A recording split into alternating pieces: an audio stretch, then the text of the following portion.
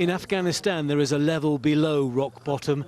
It's where these lifeless, expressionless drug addicts exist, men who lost dignity a long time ago. They've been rounded up and herded into one of the country's biggest drug rehabilitation units in Kabul. These are the other victims of this never-ending war, collateral damage, if you like. People who have lost loved ones, lost jobs, lost hope. And their numbers are growing in Afghanistan every day. The 45-day program at this former military warehouse complex is basic and caters for 900 patients. The treatment consists mainly of keeping the addicts away from drugs, but it can't keep them away from the desire. Most relapse when they leave. We need international help. We are struggling. Drug addiction is everywhere in the world, but unfortunately it's affecting us more. We have double impact. One is the war, and the other is that people are jobless. Nowruz turned to drugs 8 years ago when he lost his job.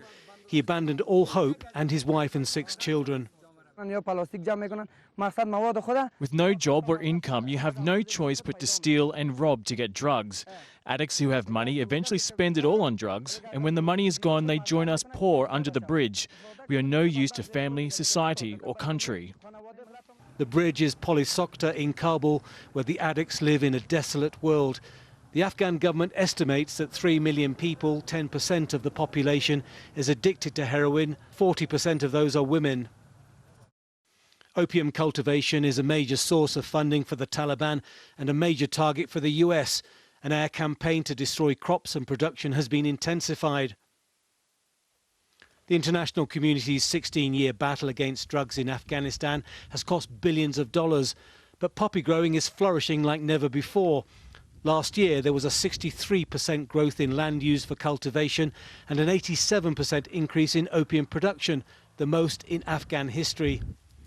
Farmers have turned to poppies because there's more money in them than conventional crops, but the threats from the air are always there.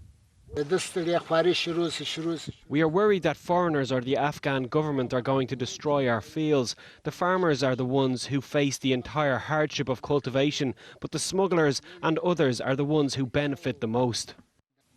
That is beyond the concern of the addicts under the Polisokta bridge. Their only concern is how to get the next fix. They are indirect victims of this war, but their image will haunt Afghanistan for many years to come.